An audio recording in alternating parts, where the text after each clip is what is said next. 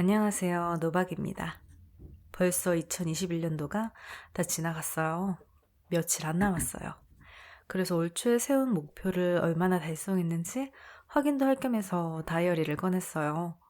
달성한 목표도 있고 진행 중인 것도 있었고 아직 시작 못한 것도 있었어요.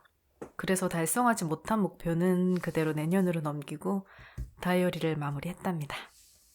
오늘은 제가 달성한 몇 안 되는 목표 중 하나를 소개하려 해요. 바로 토지 정권 읽기인데요. 이 목표는 몇 년 전부터 가지고 있던 건데 올해 드디어 달성했습니다. 토지는 박경리 선생님의 작품으로 5부 총 20권의 책으로 되어 있어요. 드라마로는 총 3번 방영이 되었어요. 토지의 시대적 배경은 1897년부터 1945년 해방까지인데요. 공간적인 배경은 하동, 간도, 진주, 서울, 도쿄, 통영 등 광범위해요.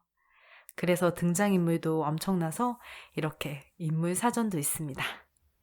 저는 소설을 읽기 전에 인물에 대한 내용을 찾아보지 않아요. 인물 소개가 내용에 대한 스포가 되기 때문인데요. 이번에는 어쩔 수가 없었어요. 등장인물이 너무 많아서 인물 사전을 다 읽고 소설을 읽었습니다. 1부는 경남 하동을 배경으로 최찬판 댁과 그 소장민들에 대한 이야기입니다. 한가위에 들뜬 분위기로 시작된 소설은 조중구에 의해 최찬판 댁이 몰락하고 최서희와 마을 사람 중 일부가 간도로 이주하는 것으로 끝이 납니다. 아무래도 마을 사람들의 삶이 일부 이후의 상황보다는 대체로 평온해서 그런지 포근한 느낌을 주는 장면이 많아요. 거기다 최찬판 댁의 사연, 그 주변 인물들 간의 갈등, 동학, 일본 침략의 전조 등 그로 인해 벌어지는 사건, 사고가 다채로워서 지루할 틈이 없었습니다. 2부는 간도로 이주한 이후의 내용인데요. 하동에서 이주해온 사람들은 각자의 방식으로 낯선 간도에 정착해요.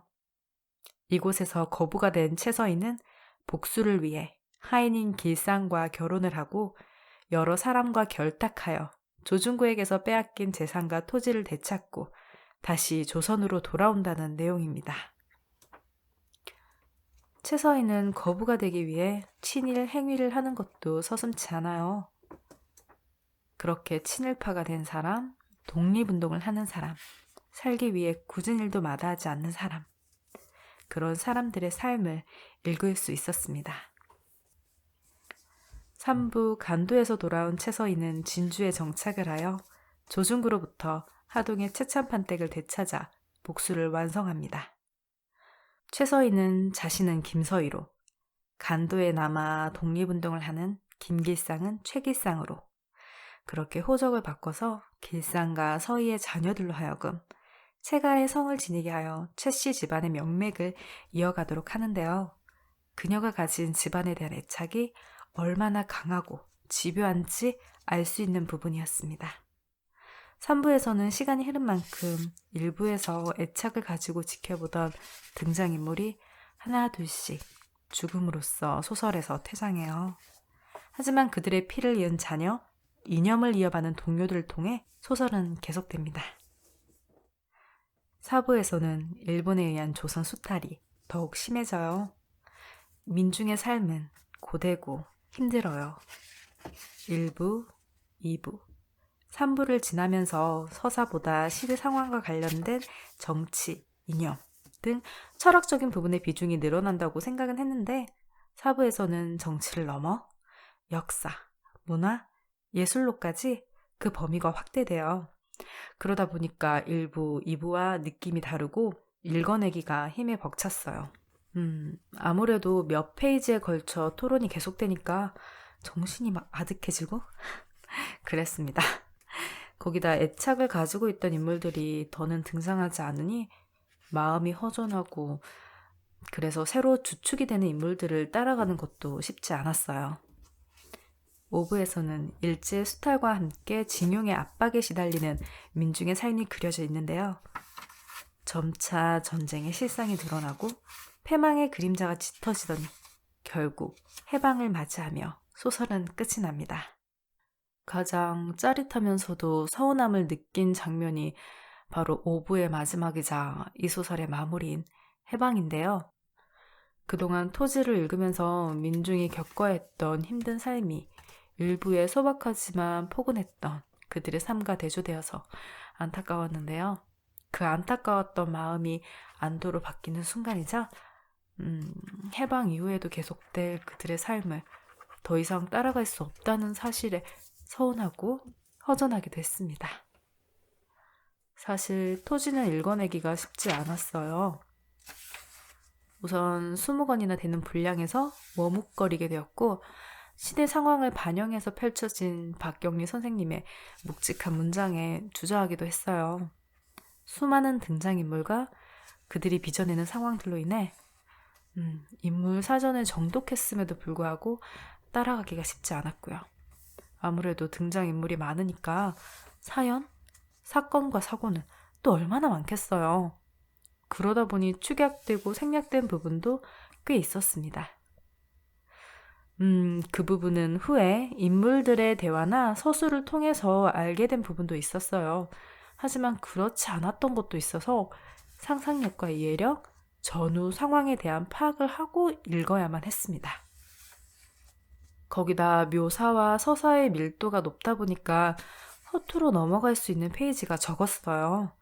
특히 1부, 2부가 그랬는데 3부에 들어서면서부터는 제가 소화하지 못하는 철학적인 고찰은 조금 뛰어넘기도 했지만 그전에는 그런 부분이 드물어서 읽는 데 시간이 꽤 걸렸습니다.